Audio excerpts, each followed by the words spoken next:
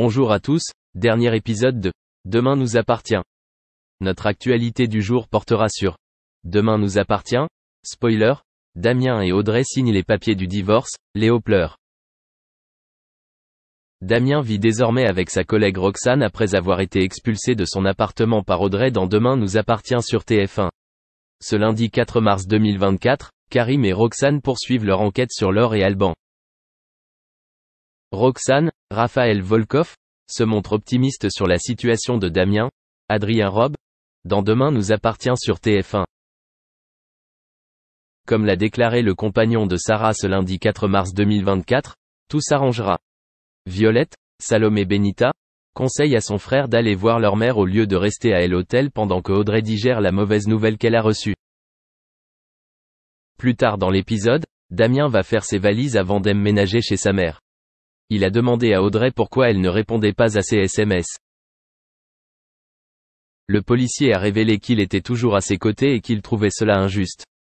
La serveuse du Spoon s'est remise à pleurer et a dit à son mari « Je vous l'ai toujours dit, les enfants passent avant tout ». Pendant ce temps, Laure a fondu en larmes après que Kovac ait demandé à l'infirmière d'arrêter de s'occuper de sa mère. Elle se confie à son amie Nor, qui la console. Elle semble complètement sincère, ce qui pourrait laisser croire qu'elle n'est pas aussi pécheresse qu'elle le paraît. Pendant ce temps, Léo demande à sa mère pourquoi Damien est parti, mais sa mère lui répond que ce ne sont pas ses affaires. Autour de la table, les avis sont partagés à propos de Damien alors même que Jack, Dimitri Fouk, le défend. L'enquête continue et Karim, Sami Garbi, découvre que Laure rend visite à domicile à des patients, les mêmes qui ont été escroqués. Laure et Alban pourraient être les coupables du recel de biens volés. Ils suivent cette piste tandis que Jordan, Maxime l'élu, continue de sympathiser avec ses codétenus. Alors que la famille Roussel est en difficulté, le jeune homme continue de s'adapter au monde carcéral. Merci d'avoir regardé et à la prochaine vidéo. N'oubliez pas de vous abonner à notre chaîne. En attendant, dites-nous ce que vous en pensez dans la section commentaires ci-dessous. C'est ça.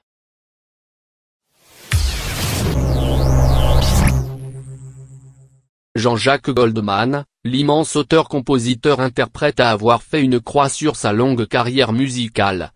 Le chanteur de 70 ans garde une place spéciale dans le cœur de ses admirateurs dans le monde entier. D'ailleurs, ces derniers continuent sourdement d'espérer avec confiance qu'il reviendra un jour. Mais Jean-Jacques Goldman a fait le choix d'offrir à ses 3 dernières filles une vie loin de l'engouement médiatique à son égard. Ainsi, sa dernière scène était en 2016 et c'est cette année-là qu'il emmenait sa femme et leurs 3 enfants vivre à Londres, point de l'autre côté de la Manche. Il est sans doute plus facile pour lui de passer incognito. Cependant, grâce à ses titres cultes et intemporels, ses fans ne pourront jamais oublier Jean-Jacques Goldman. Et l'enthousiasme qu'il suscite est encore aujourd'hui intact. On vous propose donc de faire le point sur la vie de l'artiste. Profitant de la sortie d'un documentaire sur lui, ce 31 octobre dernier sur W9, l'énigme Jean-Jacques Goldman. Comme le soulignent nos confrères de Télé Loisirs. Les documentaires sur le chanteur ne manquent pas. En effet, ce n'est pas parce qu'il a pris sa retraite qu'il ne continue à fasciner ses fans. Au contraire même, il se pourrait bien que l'on parle encore plus de lui à présent. En effet, les fans de Jean-Jacques Goldman estiment ne pas suffisamment bien connaître la star. Ils sont donc encore en train d'osciller entre la certitude qu'il préférera une vie simple loin des médias et l'espoir qu'il décidera un jour de remonter sur scène. Puisque véritable passionné de musique. Sur France 3, nous avions donc eu un épisode de Un jour, un destin qui lui était consacré.